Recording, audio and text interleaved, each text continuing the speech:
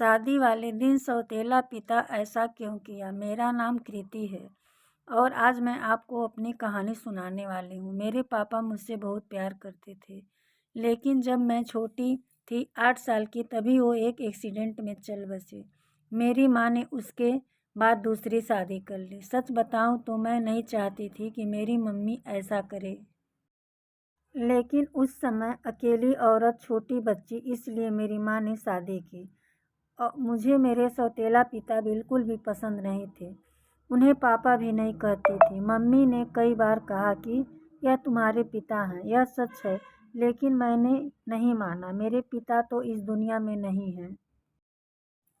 ये तो सिर्फ मेरी माँ के पति थे, वो भी दूसरे। उनसे मेरा एक छोटा भाई भी है। वो एजेंसी का काम करते थे और अक्सर टूर पर भी किया करते थे। मेरे सौतेले पिता भी मुझसे बात करते या पास आते, मैं उनसे बात भी नहीं करती। आखिर ऐसा चलता रहा और मम्मी ने यह सब देखते हुए मुझे मौसा के यहाँ भेज दिया और पढ़ने। मेरा ज़्यादातर समय वहीं निकला करता था। पढ़ाई के बाद मुझे एक लड़के राहुल से प्यार हो गया था। राहुल नया नया ही हमारे शहर में आया था और मौसी के घर के पास ही रहने भी आया था। करीब 6 महीने में ही राहुल को प्यार करने लगी थी। मैंने सोचा था कि शादी उसी से करूँगी। वो उम्र में करीब मुझसे 5 साल बड़ा था। लेकिन प्यार में यह सब कहाँ देखा जाता है। मैंने मेरी माँ को बता दिया कि मैं राहुल से शादी करना चाहती हूँ। मेरी माँ ने बोला ठीक है। राहुल को मिलने के लिए मेरे घर बुलाया। राहुल अनाथ था, उसके माता पिता और रिश्तेदार नहीं थे, इसलिए वो खुद मेरे घर हमारी शादी की बात करने गया। मुझे बस मेरी माँ की हाँ चाहिए थी। पिता से मुझे कोई मतलब नहीं था, लेकिन वो भी वहीं थे जब राहुल आया था। माँ को लड़का पसंद आ गया। मैं खुश थी। राहुल चला गया और मम्मी भी कुछ काम से बाहर गए। जब मैं घर में अकेली थी तब मेरे सौतेले पिता मेरे पास आए। बोले, तुम उस लड़के से शादी नहीं करोगी। मैंने भी कहा, आपसे किसने पूछा, चले जाइए यहाँ से। मैं वहाँ से जाने लगी तब उन्होंने मेरा हाथ पकड़ा और फिर कहा, तुम शादी नहीं कर सकती। इस बार उनकी आंखों में थोड़ा गुस्सा था। मैंने कहा, मेरा हाथ छोड़िए और मुझसे दूर रहिए। मैं अपने कमरे में गई और दरवाज़ा बंद कर लिया। जब माँ आई तब मैंने माँ से तुम्हारे पति के लिए बदतमीजी कर रहा था। माँ ने कहा, चुप रहो, कुछ भी उनके बारे में मत बोलो, वो हमेशा तुम्हारा भला सोचते हैं। मेरी माँ की आंखों पर तो जैसे पट्टी बंधी थी। माँ ने फिर रात में मुझसे बोला कि यह लड़का राहुल सही नहीं है, तू अच्छे से जान पहचान निकलवा ली ना। मुझे आ गया कि उन्होंने इनके कान भर दिए।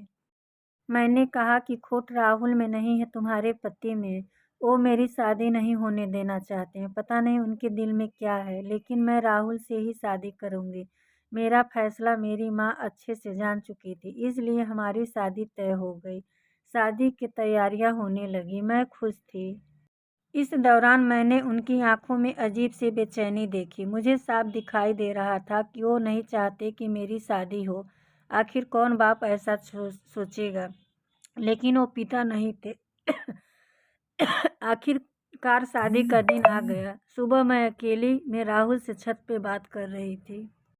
जैसे ही मैंने फ़ोन रखा, मेरे मुंह पर किसी ने पीछे से रुमाल रखा और मैं बेहोश हो गई। जब मुझे होश आया तब मैं एक कमरे में एक बिस्तर पर बंधी थी। मेरा मुंह भी बंधा था। मेरी शादी होने वाली। शादी वाले दिन मुझे यहाँ कौन उठा कर लाया। थोड़ी देर बाद कमरे का दरवाज़ा खुला और सामने थे मेरे सौतेले पिता। उन्होंने मेरे साथ यह किया था, पर आखिर वो मुझे क्यों उठाकर लाए। मुझे वो पसंद नहीं थे, लेकिन वो इस हद गिरे हैं मुझे नहीं पता था। ऐसा तो मैंने उनके बारे में नहीं सोचा था। यही सब सोच रही थी तब वो बोले कि तुम्हारी शादी उस लड़के से नहीं होने दूंगा। वो खाना लेकर आए थे। उन्होंने मेरा मुंह खोला। मैंने कहा कि क्या चाहते हो तुम, मेरी शादी से इतने परेशान क्यों हो। मुझे यहाँ बांध कर रखा है, यही है तुम्हारा असली चेहरा। मेरी आवाज़ तेज होती देख उन्होंने मेरा मुंह वापस बांध दिया। आज रात मेरी शादी थी और रात को ही मैं यहाँ इस कमरे में बंद हूँ। मेरे आंखों से लगातार आंसू निकले जा रहे थे। मैं सोच रही थी कि सारी गलती माँ की है जो इस आदमी से शादी कर ली। रात को फिर वो कमरे में आए। इस बार कमरे में आते ही कहा कि आज तुम्हारी शादी थी, लेकिन मैं नहीं चाहता था कि तुम उस लड़के से शादी करो। वो लड़का झूठा है, फ्रॉड है, तुम्हें धोखा दे रहा है। वो पहले से शादीशुदा है। तुम मेरी बात नहीं मान रही थी, इसलिए मैं तुम्हें यहाँ इस तरह लाना पड़ा, लेकिन तुम्हारे भले के लिए मैं कुछ भी करूँगा। ये 3 साल पहले जब शहर से बाहर कुछ काम से गया था, तब मुझे यह लड़का होटल में एक लड़की से के साथ दिखा था। मुझे इसलिए याद है क्योंकि वो लड़की मेरे जानने वाले दोस्त की जानती थी। उस समय उसने उससे बात की थी, तब भी वो चुप था और मुँह छिपा रहा था। जब तुम उसे घर लाई, तब मुझे लगा कि यह वही है। इसलिए मैं तुम्हें मना कर रहा था। मैं जानता हूँ तुम मुझे अपना बाप नहीं मानती, लेकिन मैं तुम्हें हमेशा अपनी बेटी माना है और मैं वही करूँगा जिससे तुम्हारी भलाई हो। फिर चाहे तुम मुझे कुछ भी समझो, कुछ भी बोलो। उस लड़के की सच्चाई तुम्हें सबूत सुबह पता चल जाएगी और तब तक मैं तुम्हें यहीं रखूँगा। और वहाँ से दरवाज़ा बंद करके चले गए। सुबह वो वापस आए, साथ में माँ भी थी। माँ ने पहले आते ही मेरे हाथ और मुंह खोला। मैंने मम्मी से कहा कि देखो इस आदमी ने क्या किया। अभी तक मुझे उनकी बातों पर रत्ती भर भी विश्वास नहीं था। लेकिन फिर दरवाजे से एक औरत आई। उसके हाथ में एक छोटा बच्चा भी था। वो औरत बोली कि यह सही बोल रहे हैं, वो आदमी धोखेबाज है। उसने मुझे भी धोखा दिया है। वो अनाथ नहीं है, उसके घर वाले भी हैं। मेरे सामने वो खड़ी वो औरत, उसका बच्चा, मेरी माँ, इन सबको देखकर मुझे भी अब यकीन होने लगा था। मैंने उसी समय राहुल को फ़ोन लगाया, लेकिन उसका फ़ोन ऑफ था। शायद उसे भी पता चल गया था कि उसकी सच्चाई सामने आ गई। उसके खिलाफ अब जो भी कार्रवाई होगी वो पुलिस करेगी। मेरे पिता उसके बाद भी मुझसे बात नहीं कर रहे थे।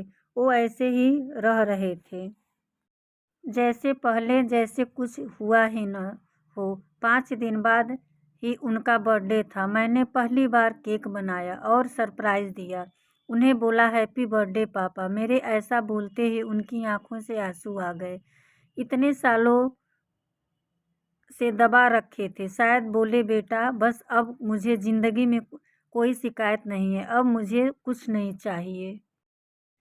तुमने मुझे पापा कहा बस इतना ही है, मैं सुनना चाहता था।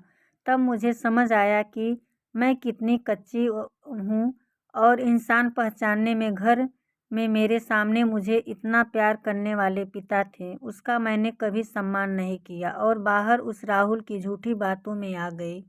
मेरे पिता ना सिर्फ मेरी लाइफ बचाई, बल्कि मुझे यह भी बताया कि मैं कितनी गलत थी। आपको यह कहानी कैसी लगी कमेंट कर हमें ज़रूर बताएं। हम इस तरह की अच्छी कहानियाँ यहाँ लाते रहते हैं।